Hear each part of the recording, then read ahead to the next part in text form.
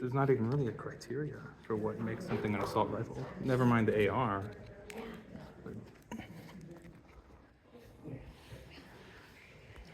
Well, good evening and welcome to this candidate forum hosted by the Johnson County Post, featuring candidates vying for Kansas House Districts 24 and 25. We'll give the candidates a chance to introduce themselves shortly. This is the third of three forums that we're hosting this evening at Merriam Plaza Library in Merriam. All three of the forums we do tonight are being live streamed, and the separate videos of each will be put on the Post Facebook page where voters can view them at any point between now and November 5th. We want to thank the Johnson County Library for allowing the use of this space tonight. I want to thank the candidates for their participation, staying late after the sun went down and making it through a Royals playoff game, making it through a vice presidential debate. So we really do appreciate you being here and taking some of your time to participate. We also want to thank those either in attendance or watching online for participating in the democratic process, and also thank our subscribers. It's your support that allows us to put on events like this and cover local elections every year like no other local news outlet does. Well, that being said, this is the third of three forums. We do want to dive right in. A logistical note, okay, so if you've ever been to a Johnson County library late at night, you will notice they start to announce when the library is going to close. Several times. So that will happen at 7:45, 7:55, and 8. And I've never been in here for that announcement, but I am told that it is loud. So we will stop your response, whoever's talking, and allow them a chance to complete their announcement. It's like maybe 5-10 seconds, and we'll go back to that person. We won't take up your time. But just warning you that that will happen. But anyway, let's start with opening statements, and the order has fallen to Jared Owsley in the District 24 race. So we'll give him a chance to introduce himself. And so, Jared, 60 seconds for your opening statement. Thank you, Kyle. Thank you, Post. Thank you, Library, for hosting this evening. I did not prepare an opening statement. I thought we'd play this one by ear, but I'll start by just telling you all a little bit about me. I was a small business owner, a paint contractor for 20 years. Lived with my wife and family here in Merriam. We are residents of 18 years here. Since 2014, I have represented House District 24. Served in my capacity as a House member on several committees over the years. Helped me gain quite a bit of experience, and I feel like I've accomplished quite a bit in my tenure, and there's still a bit more to go. So thank you for listening, and look forward to the discussion. Yeah, Jared, thank you so much for your opening statement. I will note that Jared's opponent, Dale Reddick, was offered an invitation. Not here tonight, did not get an explicit no or response from him, so the spot is still open. We'll now move to District 25, and the order goes to Greg Schufs first, and we'll give him a chance to introduce himself. 1 minute.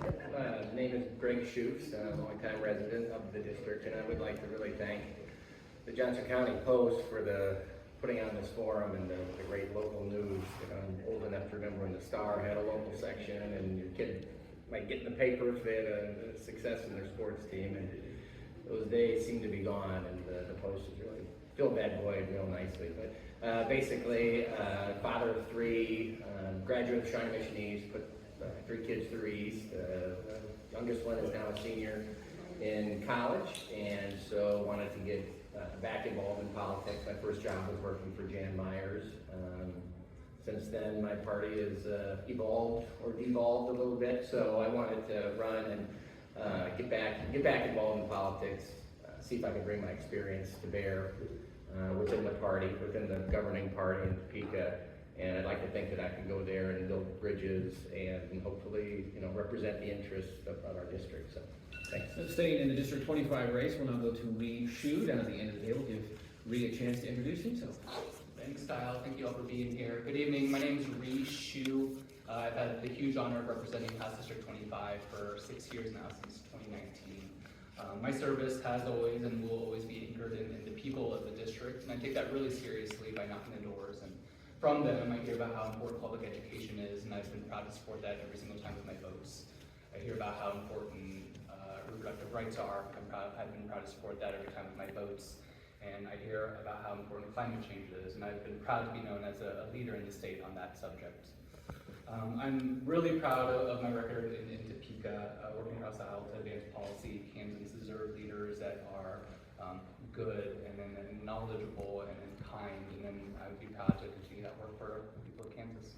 An extension of the opening statements you guys just gave, but I've been asking this of all the State House forums because we are holding forums for dozens of different state house districts. Needs and priorities might be different from district to district. So what do you see as the biggest priority or need from residents in your district? And we'll start with District 25 and Greg Shoes. The biggest priority or challenge you see for your district? I suspect we all agree on this issue. It's public education. You know, I've been able to experience firsthand the amazing public education that we have in our district, and I would be very committed to continuing that tradition and enhancing it where we can. And that comes down to full funding and hiring the best teachers and making sure our kids are prepared to go off into the world as they've been, you know, doing since Shawnee Mission schools were founded. So I think that's the number one issue, and I'd like to be an advocate for that again within the party and help make sure also that we are represented in when it comes to the resources and how they're divvied up.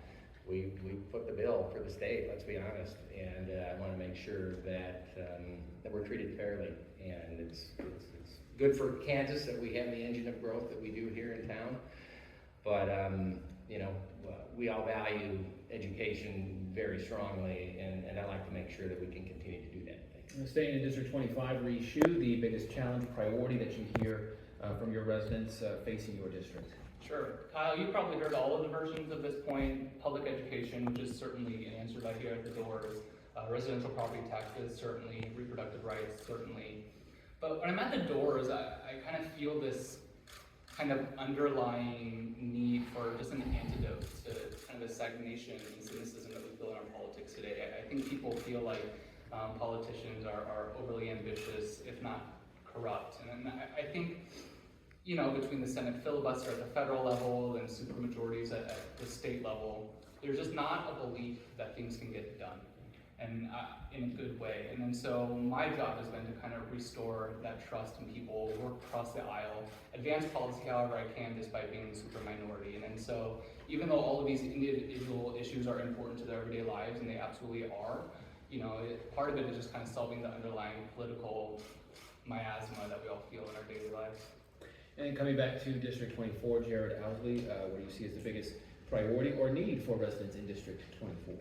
You know, it's funny because in 2014 when I ran, one of the second questions I think I was asked on the doorstep was about marijuana reform. You know, and then Medicaid expansion was a big priority. Lately, property tax relief has been brought up as we're tinkering with the tax codes. You know, school funding is what brought me to Topeka, seeing the impact it had, the cuts from the last administration and the recession before that in my kids' classroom. You know, I know SPED funding will come up. We'll get to that when we can.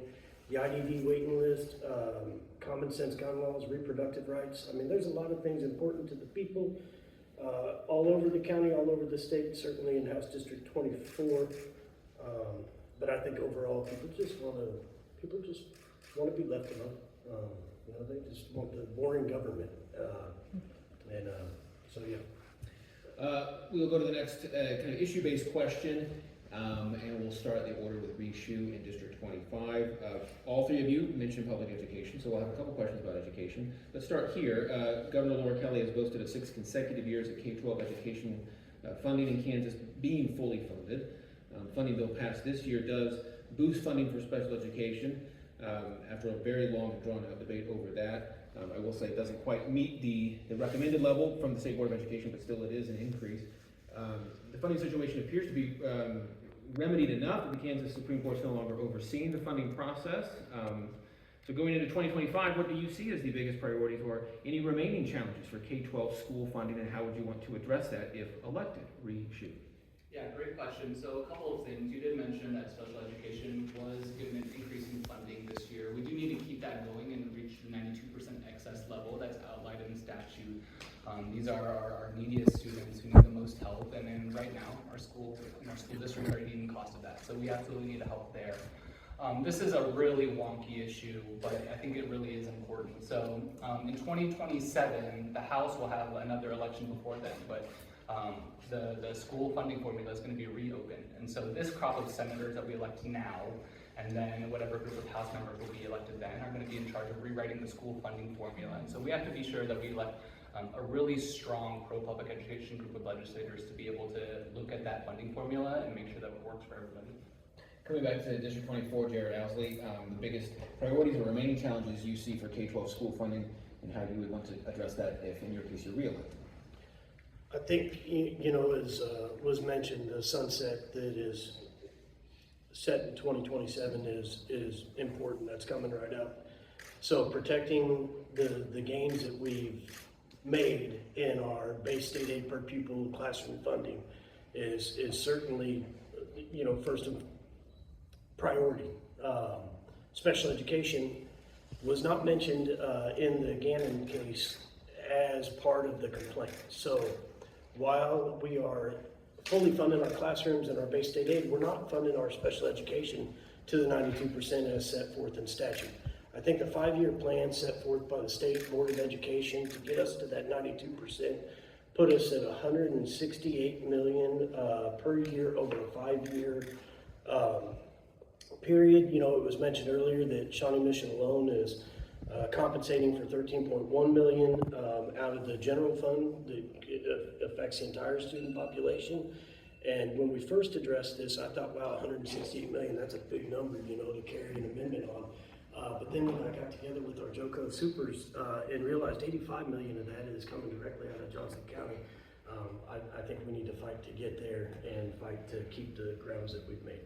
Just note again, opponent Dale Reddick not here tonight. I will mention that a couple times, but going back to District 25, Greg Schutz, the idea of education funding, biggest priorities, remaining challenges you see going into 2025, and how you would want to address that. I think the other gentleman here did it pretty well. It's a wonderful development that we are fully funding. And the court's not having to step in anymore. Special education is a priority, and it's something that needs to be funded going forward. I think, as I mentioned earlier, to dovetail on that, we are sending a lot of resources from this district to support the education system throughout the state.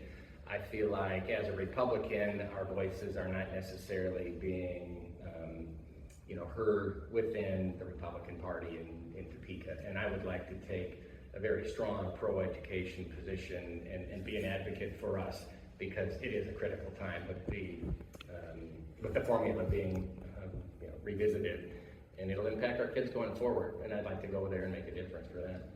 The state and education, going back to District 24, Jared Owsley, if elected, would you support measures that would allow the use of taxpayer dollars to go to individuals enrolled in private or religious schools? There have been a few things debated in recent years: vouchers, tax credits for families going to religious, parochial, or private schools. Do you support such measures? Why or why not? No, and I have carried amendments on the floor and in committee to roll back our tax credit scholarship for low-income students, which is our current voucher system. It was introduced at 3 o'clock on a Sunday morning in 2012 out of a conference committee report that never had any hearing. It never passed either chamber. It was a violation of House and Senate joint rules. It's actually the bill that put me in this seat here today. If you watched the debate before, my colleague Merriam that sits on the education committee with me was talking about the unaccountability of public dollars going to private institutions, and every year that I've been there, they have tried to either expand upon the scholarship program or increase eligibility, and it's a continual fight, and some years it's been bigger than others, but every year I've objected and pushed back. Go to District 25, the District 25 race, Greg Schutz. Would you support measures that would allow the use of taxpayer dollars to go to individuals enrolled in private or religious schools? Why or why not? Short answer is no. I think it's a tough line if you start taking public dollars and seeing them flow into a private or certainly religious schooling. But I will say I understand why some people advocate for vouchers in districts that the school system is failing. And so I don't want to dismiss whole hand that there isn't some areas where we need better thinking on how you can fix some of these failing school districts. That's not us. And I think we need to do everything we can to continue to keep a very vibrant public school option. And we're lucky that we do have good private school options as well in our district. So I'd like to keep a good thing going, and certainly, but again, to answer your question, no, I do not support vouchers.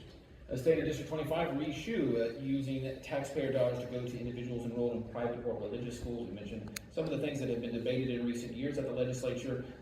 You support such measures, why or why not? No, I don't support vouchers, nor have I ever in my time in the legislature.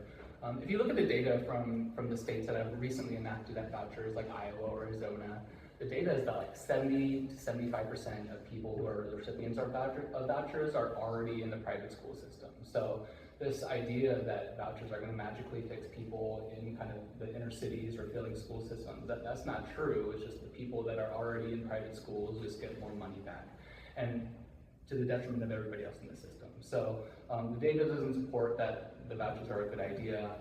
Kind of just morally, schools are a great public good, and they need to remain a strong pillar of our community.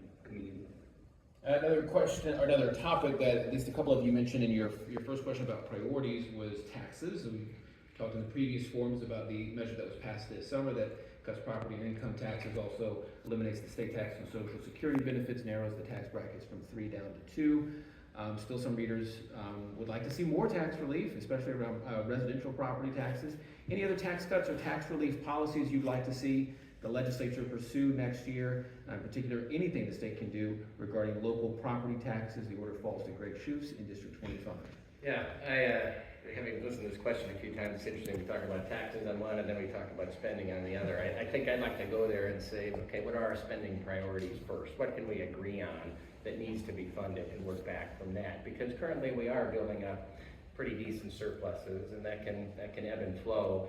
But let's make sure we can come to agreement on what the school funding is going to be, which is obviously the big one, and then let's figure out what the impact of the last tax bill is. Let's see what the projections actually are, and let's prudently approach further tax relief if we can afford it. And if we do provide more tax relief, I kind of like it across the board. You know, instead of picking and choosing winners, I mean, I'd like to see us, you know, keep the tax code out of business and individuals' decision-making capacities. But let's have a tax policy that funds Kansas priorities, and that should guide us.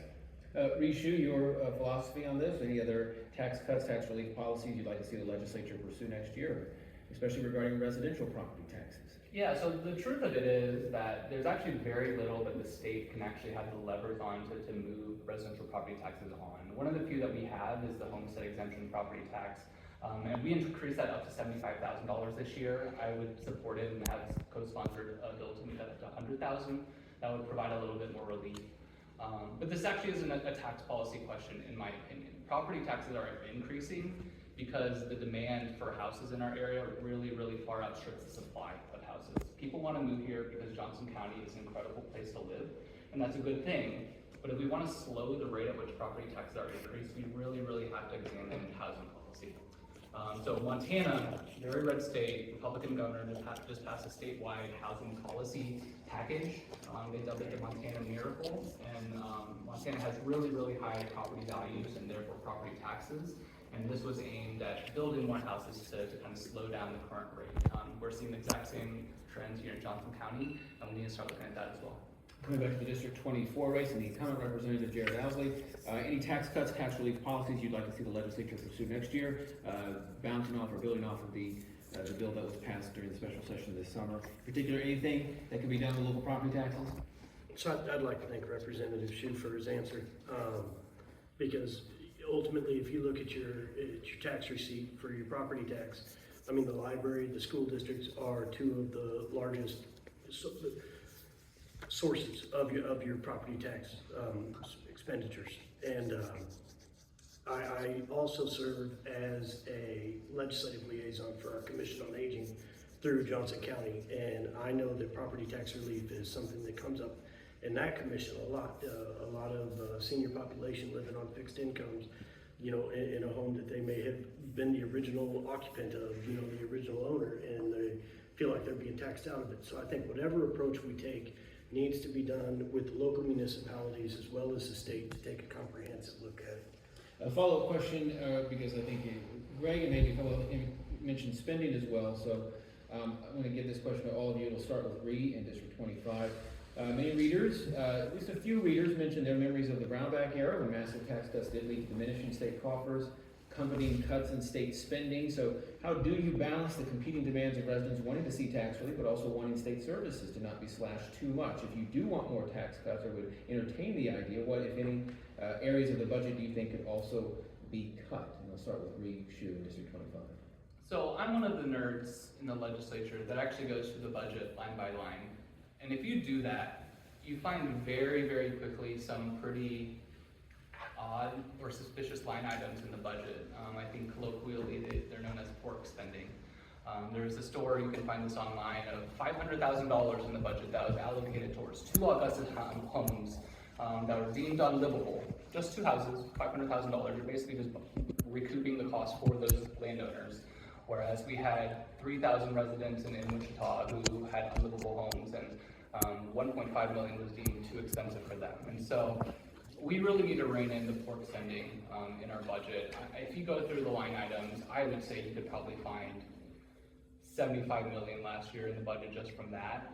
And then that goes a long way of benefiting everybody, just not the personal projects of politicians. Back in District 24, Jared Housley, balancing the desire by residents for tax relief, but also they want to see state services. If you do want more tax cuts or entertain the idea, is there anything in the budget you think could also be cut? So I think Representative Shu and Senator Corson. There it is. The library will be closing in 15 minutes. Please take materials to a self-check for checkout. Computer and copier access will be terminated in 15 minutes. If you need to have a library card made, please go to a questions desk. Thank you for visiting the Johnson County Library. We've been in libraries where it's louder. That's not that big of a- that's pretty sedate. Okay, Jared, continue with your answer. So to look at the line items in the budget, or even the provisos that come out of our conference committee report, and the special interest or the geographic interest of some senators or representatives that get into the budget without any hearings, to the point of where actually tomorrow there's a special committee upon budget reform, budgetary, I'm not positive on the name of the committee, but I subbed on it during its first meeting, and I think everybody on that committee, Republican or Democrat, senator or House member, could agree that there is a lot of,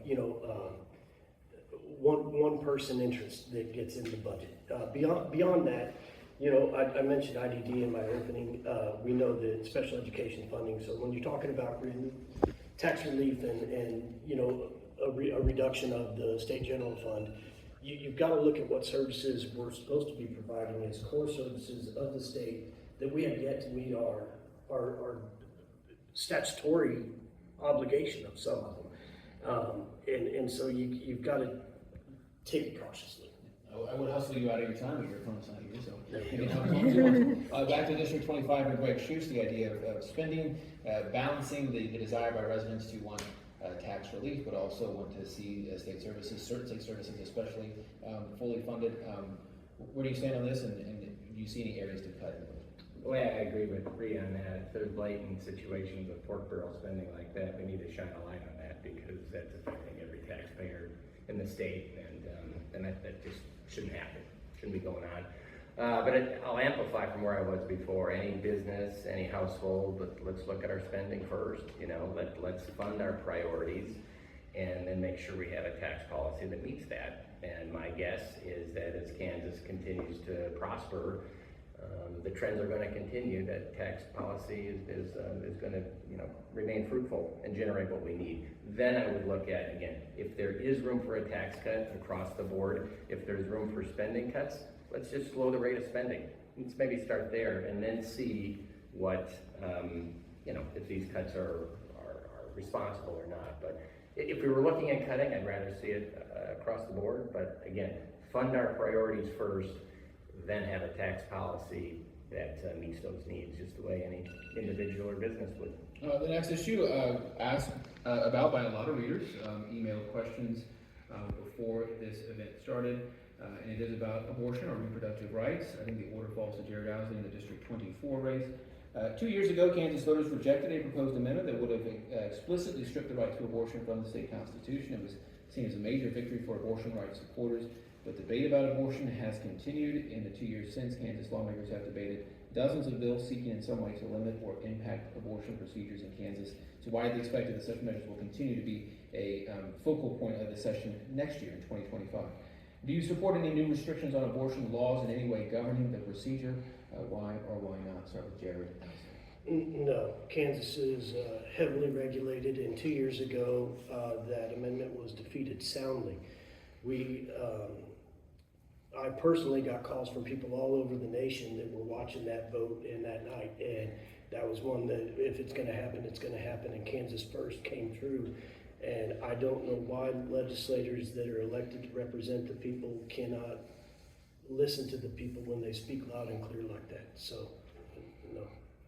Going to District 25, Greg Schutz, the question to you, support any new restrictions on abortion, any laws in any way governing the procedure beyond was already in place, as Representative Owsley alluded to. Why or why not? No, I do not agree. The people spoke loud and clear. I think most Kansans do not want to see the legislature continuing to consider other bills that would somehow erode or modify existing Kansas law.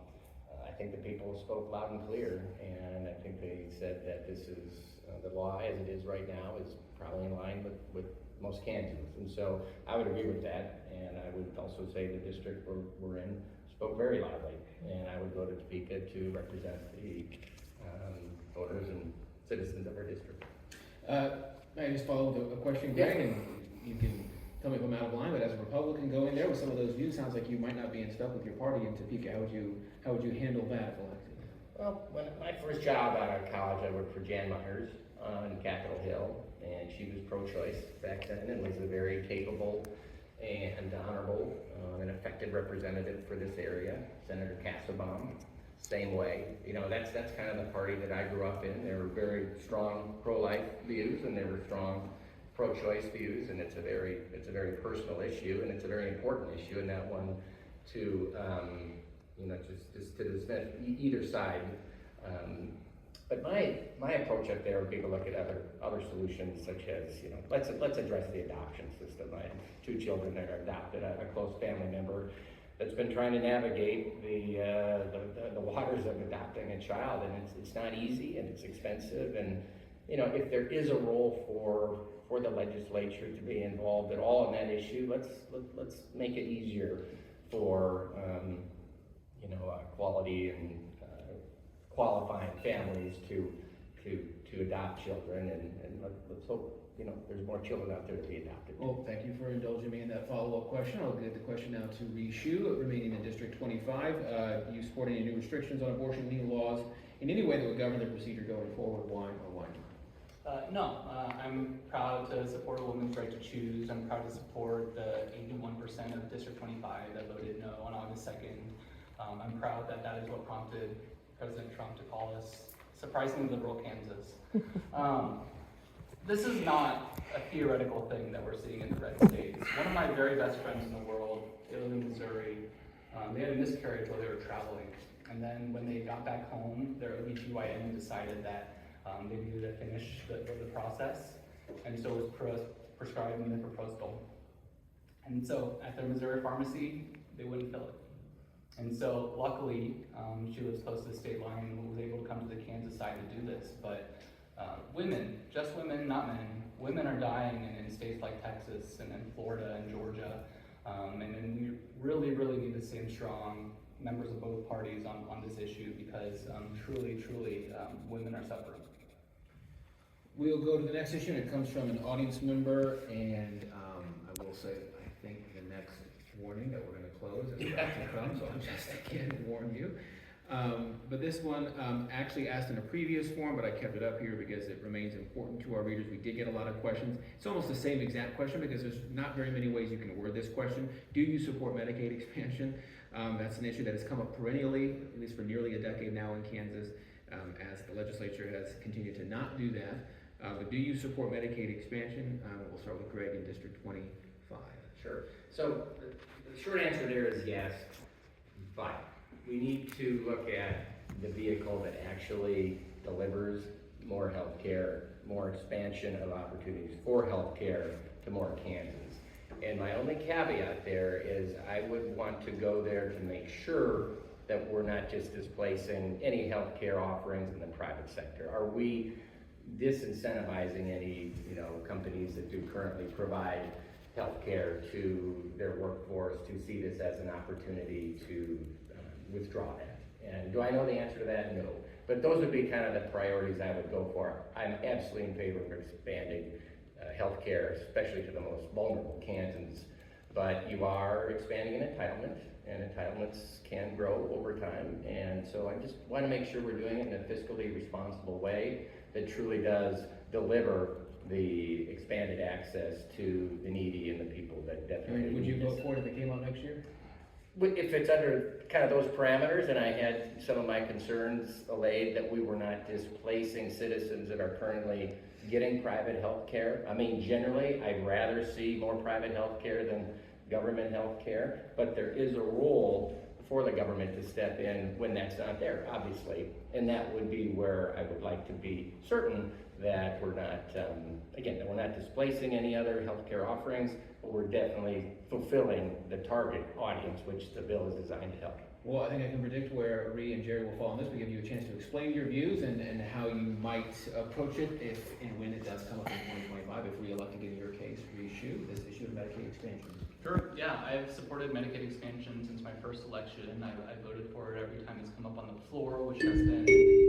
Pause there for a second. The library will be closing in 5 minutes. Please take materials to a self-check for checkout. Computer and copier access will be terminated in 5 minutes. Thank you for visiting the Johnson County Library. That sounds kind of ominous, but we'll be totally fine. But Ree Shue, continue. Yeah, it's come up shockingly or unfortunately rarely in the legislature, successfully certainly. So yeah, I would absolutely support it. It's actually also personal for me, this one as well. My mother-in-law, my wife's mother, passed away in 2012. She was having a lot of addiction issues and health issues, but because she did not have a dependent at home, basically you're automatically ineligible for Medicaid at that point. She would have fallen within the Medicaid expansion population. And so when she was ready to kick those addictions, the avenue was not available to her, and unfortunately she passed away. And so just kind of from a moral issue, I think absolutely we need to expand Medicaid. 150,000 is a lot of Kansans. So not only does it benefit the state kind of from a moral standpoint, more people have access to health care, but it's also benefit economically as well. And coming back to the District 24 race, Jared Owsley, your thoughts on Medicaid expansion? Yes, it was on my first palm card that I would support Medicaid expansion. I have voted for it every opportunity that I've had. In my first session up there, we actually had the opportunity to vote Medicaid expansion out of a committee on the last day of committee hearings, and it was before our committees were archived, and I'm terribly sorry to the general population for that because it was exciting, and ultimately the chair ended up gaveling out to the tune of which I thought she was going to break her gavel. So yes, and I appreciate also the moral aspect of it, but the financial aspect of it as well.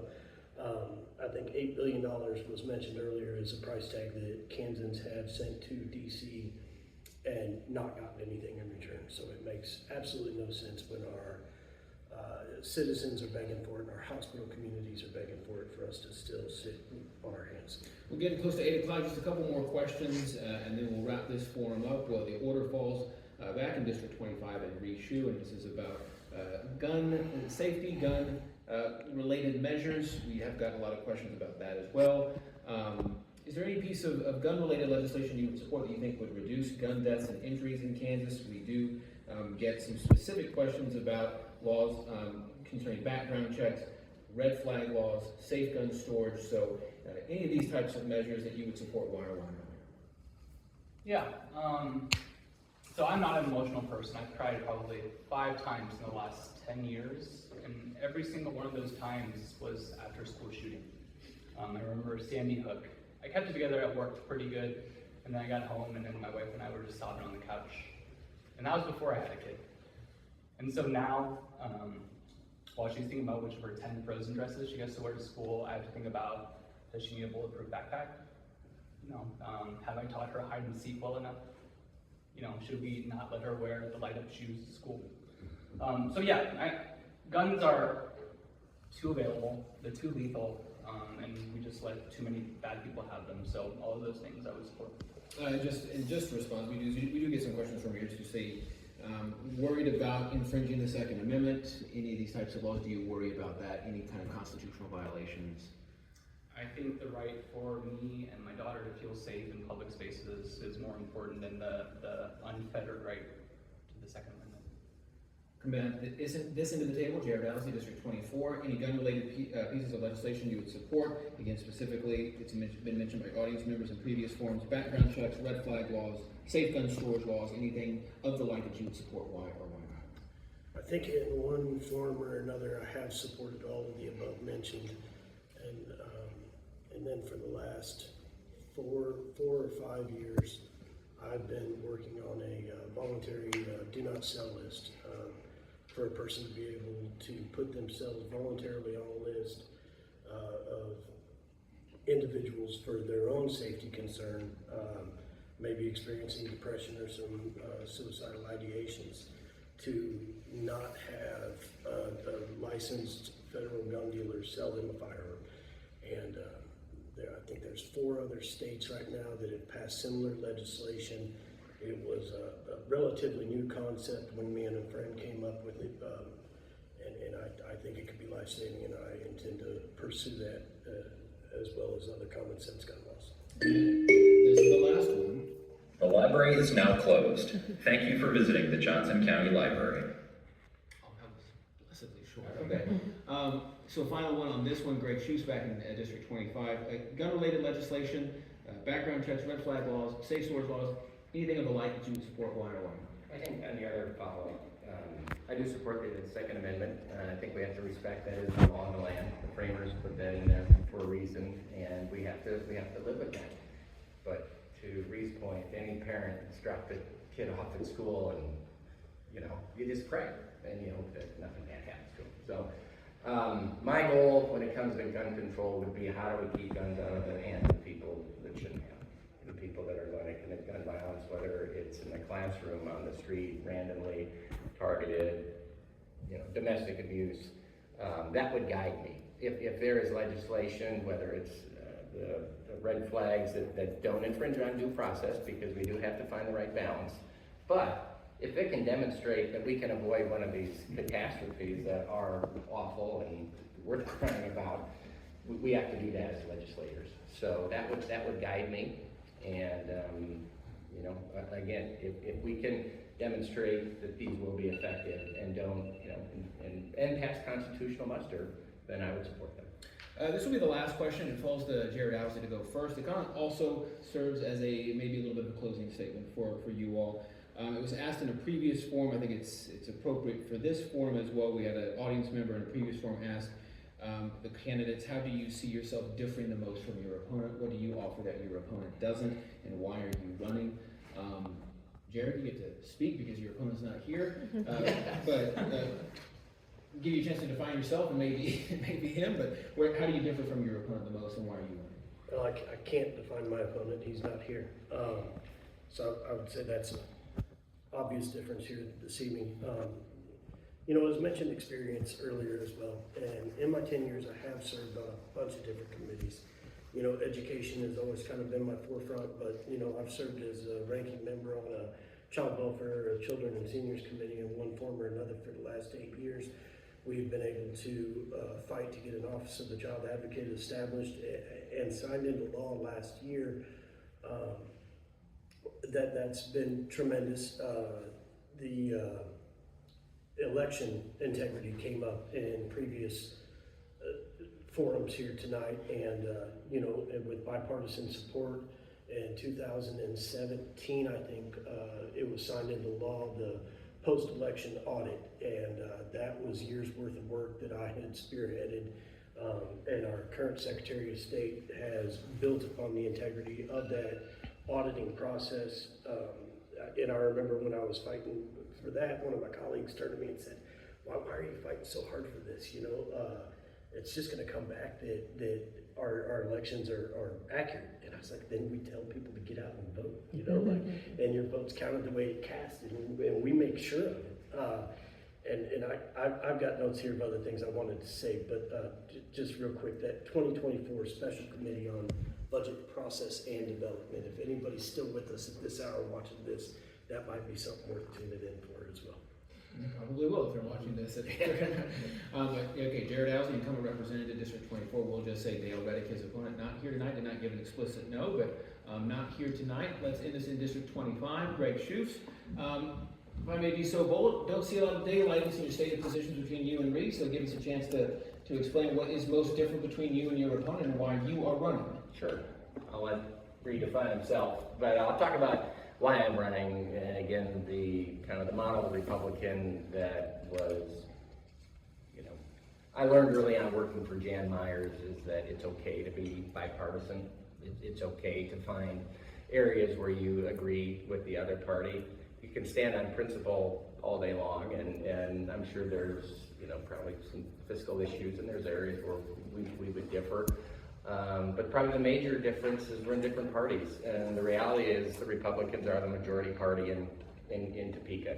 And I feel like, and I know I could go there and essentially try to build bridges within our party, within the Republican Party, to effectively advocate for, I think the issues that there's broad consensus up here on this table.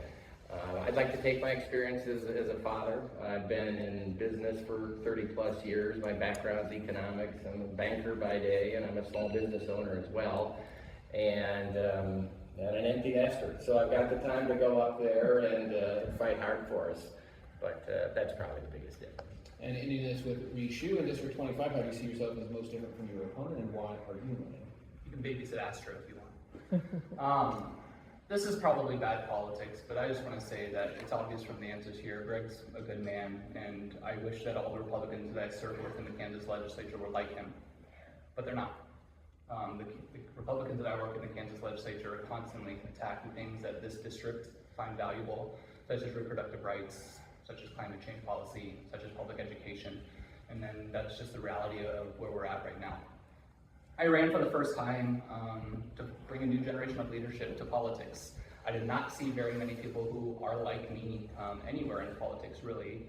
Even right now, 6 years in, I am the lone immigrant in the Kansas House. I am the lone Asian American in the House. I am one of very, very few people in the Kansas House with young kids who are dealing with things like paying for childcare. And so I think those perspectives are very, very sorely needed at all levels of government. Sure, wisdom is very valuable, but we also just need a new generation of people up there fighting for the reality of the modern world.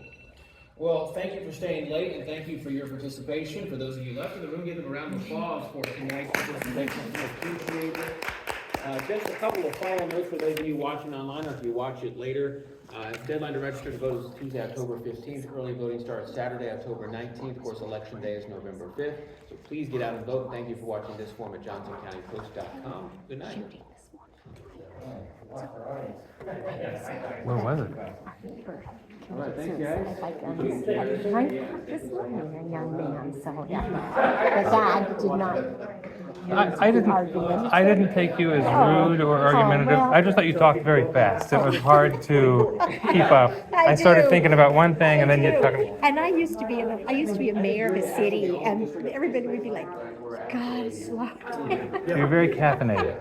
So anyway, I enjoyed talking to If you. you I was. belong to, do you belong to an organization that comes to Topeka often for gun laws, legislation, or anything?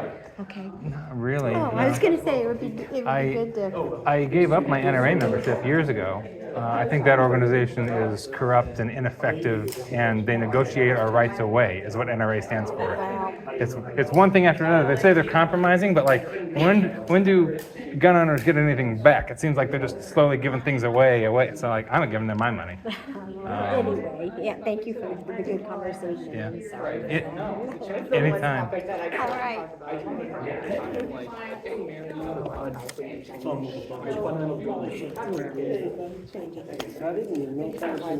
Sorry, I had to take off. You did better than Dale. Have you So- heard anything out of him? I've tried to call him several times. Never got an answer. Never got a voicemail or email back. I actually know a couple of lobbyists that have tried to get a hold of him to get him running. And haven't heard anything, so. Yeah, if they won't even answer the phone, I'm gonna have a real hard time voting for them, right? Yeah. This is your first opposition in a while, though, right? If there was a state representative who owned a private school, would that be like a conflict of interest if they were to debate like school funding or vouchers? Do you think? We have all sorts of what you would consider ethical conflict of interest that occur every day Yeah. in session. It's not illegal. It's not illegal.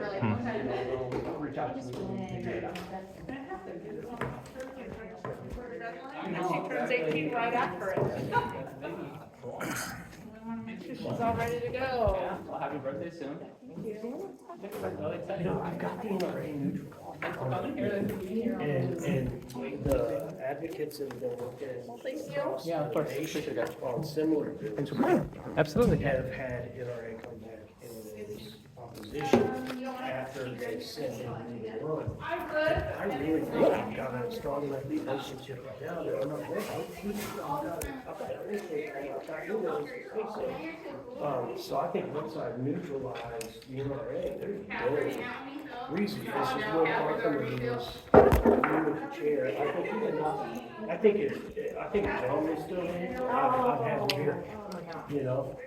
John told me he passed my Asian American Affairs Commission, and then lost his primary. No, I never thought I'd say this. Pens back.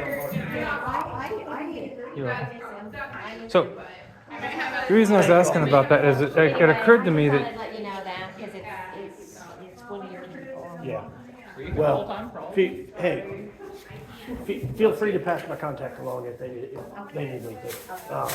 Because honestly, it's Oh, man, yeah. it's life-saving. it occurred to me that your wife's a school board member, right? So she's responsible for managing part of a district or directing it or something. Does that make a conflict of interest with you advocating for public schools? I'm a father of students. Yeah. I don't think so. I mean, those issues are not just for parents, they're for the community at large. Part of the community. Yeah, And I'm a taxpayer in the community just the same. yeah. So probably phoned this one. What? Probably just fine. Okay. I know there have been a couple of times where city council members that are also representatives Yeah. have taken and abstained from votes Yes, on the that's, floor. so I'm remembering in Merriam City Council, Nancy Hupp recused herself from talking about this library that we're standing in right now. Because in 18, 17, whatever it was, she was on the library board. So she had an interest in the outcome of the library's issues. She's also on Merriam City Council at the same time, which I am surprised that was legal, but In the Senate, it's common to pass. Bye, guys. Good to see you. In the House, it is not common to pass upon a final action vote. You have to give an explanation to House members as to why you're wanting to abstain from a vote. But it does happen. It does. So it's possible. So, well, thanks for coming and talking, folks. oh, pleasure. I wasn't sure if they were still going to have me on without an opponent showing up. So I'm glad they let me sit up there and Yeah. at least have a conversation Yep. with anybody that will listen. But now the big debate's on. Oh, is that the VP debate? Huh. All right, thank you all.